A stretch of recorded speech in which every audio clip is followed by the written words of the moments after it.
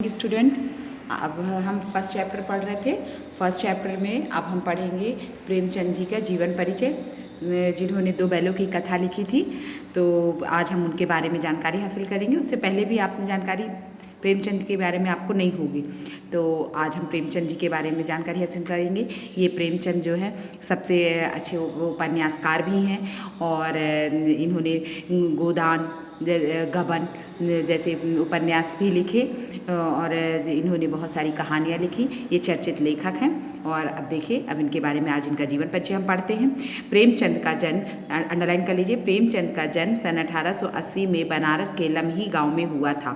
ठीक है, तो आपको जीवन परिचय पढ़ना होगा। जीवन परिचय में आपके प्रश्न जीवन परिचय से भी आएंगे, इसलिए आप इन्हें ध्यान से, जहाँ अंडरलाइन करवाती हूँ उन्हें याद भी करना है आपको और ध्यान रखना है। तो प्रेमचंद का जन्म सन 1880 में बनारस के लम्ही गांव में हुआ था और उनका मूल नाम धनपत राय था।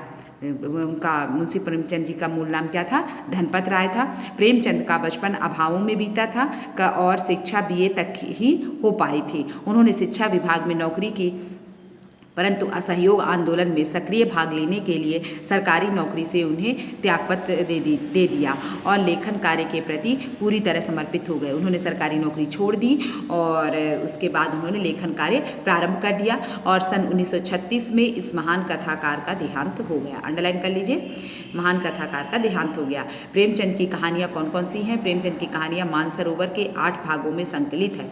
सेवा सदन, प्रेमाश्रय, रंगभूमि, कायाकल्प, निर्मला, गबन, कर्मभूमि, गोदान उनके प्रमुख उपन्यास है। इन्होंने उपन्यास लिखे हैं, तो अंडरलाइन कर लीजिए। उन्होंने हंस, जागरण, माधुरी आदि पत्रिकाओं का संपादन भी किया।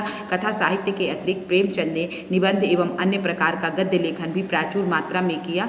प्रेमचंद साहित्य को सामाजिक परिवर्तन का सशक्त माध्यम मानते थे। उन्होंने जिस गांव और शहर के परिवेश को देखा और जिया, उसकी अभिव्यक्ति उनके कथा साहित्य में मिलती है। किसानों और मजदूरों की दयनीय स्थिति, दलितों का शोषण, अंडरलाइन कीजिए, किसानों और मजदूरों की दयनीय स्थिति, दलितों का शोषण, समाज में स्त्री की दुर्दशा और स्वाधीनता आंदोलन आदि उनकी रचनाओं के मूल विषय रहे हैं। उनकी रचनाओं के मूल विषय कौन कौन से थे? अंडरलाइन कर लीजिए।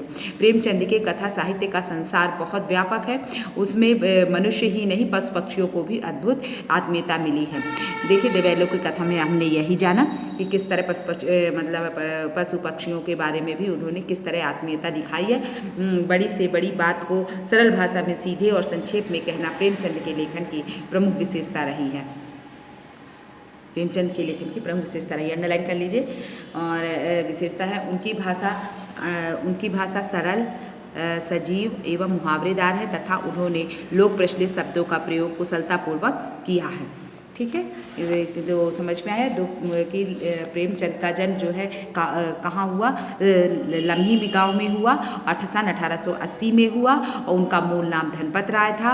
प्रेमचंद का बचपन अभावों में बीता, मतलब कमियों में बीता और शिक्षा उन्होंने बीए तक ही प्राप्त की और उन्होंने शिक्षा विभाग में नौकरी कर ली, परंतु असहयोग आंदोलन के कारण में सक्रिय भाग लेने के कारण सरकारी नौकरी छोड़ दिया। असहयोग आंदोलन में भाग लेने के कारण उन्होंने सरकारी नौकरी से त्यागपत्र दे दिया और लेखन कार्य में लग गए और 1936 में उनकी मृत्यु हो गई। उनकी कहानियाँ मानसरोवर के 8 भागों में संकलित है। सेवा सदन, प्रेमाश्रम, रंगभूमि, कायाकल्प, निर्मला, गबन, कर्मभूमि, गोदान उनके उपन्यास हैं और हंस, जागरण, माधुरी आदि पत्रिकाओं का उन्होंने संपादन किया। और कथा साहित्य के अतिरिक्त प्रेमचंद ने निबंध एवं अन्य प्रकार का गद्य लेखन भी लिखा और प्रेमचंद साहित्य को सामाजिक परिवर्तन का सशक्त माध्यम मानते थे। उन्होंने जिस गाँव और शहर के परिवेश को देखा और जिया, उसकी अभिव्यक्ति उनके कथा साहित्य में मिलती है। किसानों और मजदूरों की दयनीय स्थिति, दलितों का शोषण, समाज में स्त्री की दुर्दशा, स्वाधीनता आंदोलन आदि उनकी रचनाओं के मूल विषय हैं। बड़ी से बड़ी बात को सरल भाषा में सीधे और संक्षेप में कहना प्रेमचंद के लेखन की प्रमुख विशेषता है और उनकी भाषा सरल, सजीव एवं मुहावरेदार है तथा उन्होंने लोक प्रचलित शब्दों का कुशलतापूर्वक प्रयोग किया है। ठीक है, जहाँ जहाँ अंडरलाइन करवाया है उसको ध्यान से पढ़ना और समझना है आपको। ठीक है, जो नहीं समझ में आया डाउट क्लास में पूछ लीजिएगा।